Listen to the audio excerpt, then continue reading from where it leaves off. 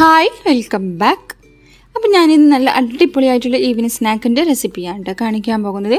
സ്കൂളൊക്കെ വിട്ട് വരുന്ന മക്കൾക്കായാലും അതുപോലെ തന്നെ പെട്ടെന്നൊക്കെ ഗസ്റ്റൊക്കെ വരുന്ന സമയത്തൊക്കെ നമുക്ക് സിമ്പിളായിട്ട് തന്നെ ചെയ്തെടുക്കാൻ പറ്റിയ അടിപൊളി ഈവനിങ് സ്നാക്കിൻ്റെ റെസിപ്പിയാണ്. അപ്പോൾ തമിഴിൽ കണ്ടതുപോലെ തന്നെ കപ്പ വെച്ചിട്ടാണ് കേട്ടോ ഇപ്പോൾ ഈ റെസിപ്പി റെഡിയാക്കി എടുക്കുന്നത്.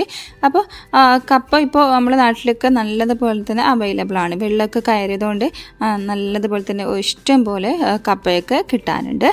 അപ്പോൾ ഇനിയിപ്പോൾ ഉരുളക്കിഴങ്ങൊന്നും ആവശ്യമില്ല. കപ്പ വെച്ചിട്ട് സിമ്പിളായിട്ട് തന്നെ ഒരു ഈവനിങ് സ്നാക്ക് റെഡിയാക്കി എടുക്കാം. അപ്പോൾ ഇതാ അധികം വൈകാതെ തന്നെ റെസിപ്പി നോക്കാം. അപ്പോൾ ആദ്യം തന്നെ ഞാനിപ്പോൾ വലിയൊരു സൈസിലുള്ളൊരു കപ്പ എടുത്തിട്ടുണ്ടായിരുന്നേ. അതിൻ്റെ തോലൊക്കെ കളഞ്ഞിട്ട് കഴുകിയിട്ട് ചെറിയ പീസാക്കി കട്ട് ചെയ്തെടുത്തിട്ടുണ്ട്. ഇനിയിപ്പോൾ നമുക്കതൊന്ന് വേവിച്ചെടുക്കണം. അപ്പോൾ അതൊരു കുക്കറിലേക്ക് ചേർത്ത് കൊടുത്തിട്ടുണ്ട്. ഇനിയിപ്പോൾ അതിലേക്ക് കുറച്ച് വെള്ളം ഒഴിച്ച് കൊടുക്കാം. അപ്പോൾ കപ്പ മുങ്ങിക്കിടക്കാൻ പാകത്തിന് വേണ്ടട്ടോ. അതിൻ്റെ ഒരു അരഭാഗത്തോളം വെള്ളം മതി. ഇനിയിപ്പോൾ അതിലേക്ക് ആവശ്യത്തിനുള്ള ഉപ്പും കൂടെ ചേർത്ത് കൊടുത്തിട്ട് ഒരു 3 വിസിൽ വരുന്നത് വരെ കപ്പ വേവിച്ചെടുക്കാം. ഇനിയിപ്പോൾ ആ കപ്പ അവിടെ വേവുന്ന സമയം കൊണ്ട് നമുക്കതിലേക്ക് വേണ്ടിയിട്ടുള്ള ഇൻഗ്രീഡിയൻസ് ഒക്കെ നോക്കാം. അപ്പോൾ ഇതാ വലിയ സൈസിലുള്ള ഒരു ഉള്ളി എടുത്തിട്ടുണ്ട്, കണ്ടല്ലോ. അപ്പോൾ കുറച്ച് ഉള്ളി മതി കേട്ടോ. അപ്പോൾ ഇതാ ഇത്രയും വലിപ്പത്തിലുള്ള ഇഞ്ചി, 5-6 അല്ലി വെളുത്തുള്ളി, ഒരു 3-4 പച്ചമുളക്, 2 തണ്ട് കറിവേപ്പില, ഇത്ര ഐറ്റംസാണ് വേണ്ടത്. ഇനിയിപ്പോൾ ഇതൊക്കെ ഒന്ന് ചെറിയ പീസാക്കി കട്ട് ചെയ്തെടുക്കണം. അപ്പോൾ ഇത് അപ്പോഴേക്കും നമ്മുടെ കപ്പ നന്നായിട്ട് വെന്ത് വന്നിട്ടുണ്ട്, കണ്ടല്ലോ. ഒരു 3 വിസിൽ അടിച്ചിട്ടുള്ളൂ കേട്ടോ. എന്നിട്ട് അതിൻ്റെ വെള്ളമൊക്കെ ഊറ്റിക്കളഞ്ഞ് ഒരു ബൗളിലേക്ക് മാറ്റിയെടുത്തതാണ്. ഇനി നമുക്കിത് നന്നായിട്ട് ഉടച്ചെടുക്കാനുണ്ട്. അപ്പോൾ ചില കപ്പയ്ക്ക് നല്ലതുപോലെ തന്നെ വേവ് ഉണ്ടാവും, ചിലതിന് പെട്ടെന്ന് തന്നെ വേവുന്നു. അപ്പോൾ അതിനനുസരിച്ച് നിങ്ങൾ വേവിച്ചെടുക്കുക. അപ്പോൾ നമുക്ക് ഉടച്ചെടുക്കാനുള്ളത് കൊണ്ട് അത്യാവശ്യം ഒന്ന് വെന്ത് വന്നോട്ടെ. അപ്പോൾ അത് നന്നായിട്ട് ഉടച്ചെടുത്തിട്ടുണ്ട്. ഇനി നമുക്കതിലേക്ക് കട്ട് ചെയ്ത് വെച്ചിട്ടുള്ള ഇൻഗ്രീഡിയൻസ് ഒക്കെ ചേർത്ത് കൊടുക്കാം. അപ്പം ആദ്യം തന്നെ നമുക്കതിലേക്ക് ഉള്ളിയാണ് കേട്ടോ ചേർത്ത് കൊടുക്കേണ്ടത്.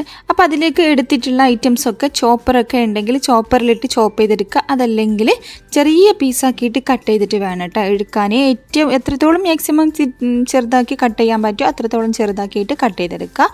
അപ്പോൾ ഇതാ ബാക്കിയുള്ളതും കൂടെ അതിലേക്ക് ചേർത്ത് കൊടുത്തിട്ടുണ്ട്. ഇഞ്ചി, വെളുത്തുള്ളി, പച്ചമുളക്, കറിവേപ്പില. പിന്നെ അതിൻ്റെ കൂടെ തന്നെ 1/4 ടീസ്പൂൺ മഞ്ഞൾപ്പൊടിയും ആവശ്യത്തിനുള്ള ഉപ്പും ചേർത്ത് കൊടുത്തിട്ടുണ്ടായിരുന്നു കേട്ടോ. ഞാൻ മഞ്ഞൾപ്പൊടിയും ഉപ്പും ചേർത്ത് കൊടുക്കുന്ന സമയത്ത് എൻ്റെ ക്യാമറ ഓഫായിരുന്നു, ഞാനത് ശ്രദ്ധിച്ചില്ല.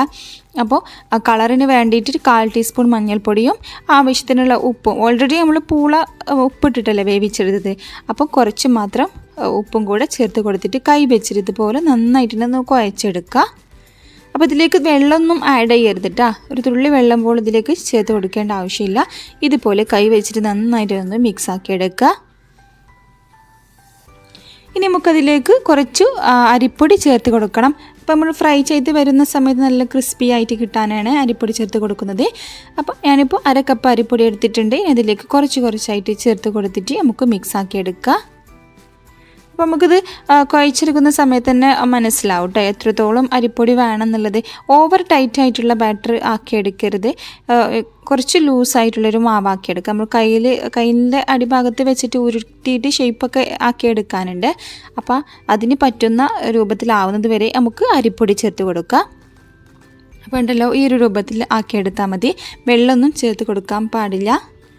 ഇനി നമുക്കൊന്ന് ഷേപ്പ് ചെയ്തെടുക്കാം. അപ്പോൾ കയ്യിൽ കുറച്ച് വെളിച്ചെണ്ണ ആക്കി കൊടുത്തിട്ട് ഇതുപോലെ നമുക്കൊന്ന് റോൾ ചെയ്തെടുക്കാം കേട്ടോ. അപ്പോൾ ഞാനിപ്പോൾ ഒരു ഫിംഗേഴ്സിൻ്റെ രൂപത്തിലാണ് ചെയ്തെടുക്കുന്നത്. ഇപ്പോൾ ഇതിന് പകരം നമുക്ക് കട്ട്ലറ്റ് ഉണ്ടാക്കിയെടുക്കുന്നത് പോലെ വേണമെങ്കിലും ആക്കിയെടുക്കാം. അതുപോലെ തന്നെ ചെറിയ കുഞ്ഞു ബോൾസ് ആക്കിയിട്ട് വേണമെങ്കിലും ഷേപ്പ് ചെയ്തെടുക്കാം.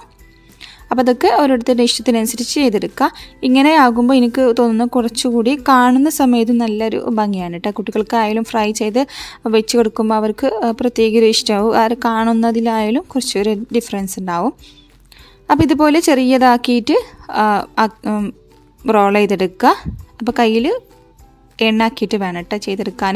ഒട്ടിപ്പിടിക്കൊന്നും ഇല്ല, എന്നാലും കയ്യിൽ കുറച്ച് എണ്ണാക്കിയിട്ട് ചെയ്തെടുക്കുകയാണെങ്കിൽ നമുക്ക് സിമ്പിളായിട്ട് തന്നെ ആക്കിയെടുക്കാൻ പറ്റും. ഇനിയിപ്പോൾ ആ മാവിട്ട് മൊത്തമായിട്ട് നമുക്ക് ഇതുപോലെ ഷേപ്പ് ചെയ്തെടുക്കാം. അപ്പോൾ ഇത് ഷേപ്പ് ചെയ്തെടുക്കുന്ന സമയം കൊണ്ട് അതിന് വേണ്ടിയിട്ടുള്ള ഓയിലൊക്കെ ചൂടാക്കാൻ വെച്ചിട്ടുണ്ടായിരുന്നേ. അപ്പോൾ കണ്ടല്ലോ ഞാനിപ്പോൾ ഇവിടെ മുഴുവനും ഷേപ്പ് ചെയ്തെടുത്തിട്ടുണ്ട്. ഇനിയിപ്പോൾ ഇതൊന്ന് ഡീപ് ഫ്രൈ ചെയ്തെടുക്കണം.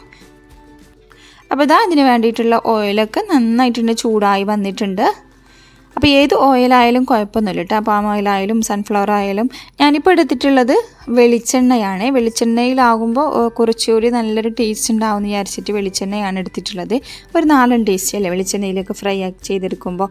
അപ്പോൾ അതിന് വേണ്ടിയിട്ടാണ്. ഇനി ഇത് സാധാരണ നമ്മൾ ഫ്രൈ ചെയ്യുന്ന പോലെ തന്നെ തിരിച്ചു മറിച്ചിട്ടിട്ട് ഗോൾഡൻ കളറാവുന്ന സമയത്ത് നമുക്ക് എണ്ണയിൽ നിന്നും കോരി മാറ്റാം. അപ്പോൾ പൊട്ടിപ്പോകും, ഫ്ലോപ്പായി പോകും എന്നുള്ള ടെൻഷനൊന്നും വേണ്ടിയിട്ട് ആർക്കും ചെയ്തെടുക്കാൻ പറ്റും. ഒരിക്കലും ഫ്ലോപ്പ് ആവാത്ത ഒരു റെസിപ്പിയാണ്. നല്ല ടേസ്റ്റി ആയിട്ടുള്ള റെസിപ്പി തന്നെയാണ് കേട്ടോ. നല്ല ക്രിസ്പി ആയിട്ടുണ്ടാവും പുറം ഭാഗം, എന്നാൽ നല്ല സോഫ്റ്റ് ആയിട്ട് അകത്ത്. അപ്പോൾ ഇത് പൂളുകൊണ്ട് ഉണ്ടാക്കിയതൊന്നും കഴിക്കുന്ന സമയത്ത് ആർക്കും പറയാൻ പറ്റില്ല കേട്ടോ. നല്ല ടേസ്റ്റി ആയിട്ടുള്ളൊരു റെസിപ്പിയാണ്. അപ്പോൾ സിമ്പിളായിട്ട് തന്നെ ചെയ്തെടുക്കാനും പറ്റില്ല, അധികം ടൈമൊന്നും വേണ്ട. അപ്പോൾ ഇത് ആദ്യം ഇട്ട് കൊടുത്തതൊക്കെ ആയിട്ടുണ്ടായിരുന്നു, അതൊക്കെ കോരി എടുത്തിട്ട് ബാക്കിയും കൂടെ അതിലേക്ക് ചേർത്ത് കൊടുക്കുകയാണ്. ഹൈ ഫ്ലെയിമിൽ വെച്ചിട്ട് തന്നെ ഫ്രൈ ചെയ്തെടുക്കട്ടെ. കാരണം പൂളയൊക്കെ നമ്മൾ വേവിച്ചെടുത്തതല്ലേ, അധികം അതിൽ വേവാനുള്ള ഇൻഗ്രീഡിയൻസ് ഒന്നും ഇല്ലല്ലോ. അപ്പോൾ ആ ഹൈ ഫ്ലെയിമിൽ വെച്ചിട്ട് തന്നെ ഫ്രൈ ആക്കി എടുത്താൽ മതി. അപ്പോൾ ഇതാ ഞാനിപ്പോൾ ഇവിടെ മുഴുവനായിട്ട് തന്നെ ഫ്രൈ ചെയ്തെടുത്തിട്ടുണ്ട്. അപ്പോൾ ഉണ്ടല്ലോ നല്ല ക്രിസ്പി ആയിട്ടും നല്ല സിമ്പിളായിട്ടും ചെയ്തെടുക്കാൻ പറ്റിയ റെസിപ്പി തന്നെയാണ്.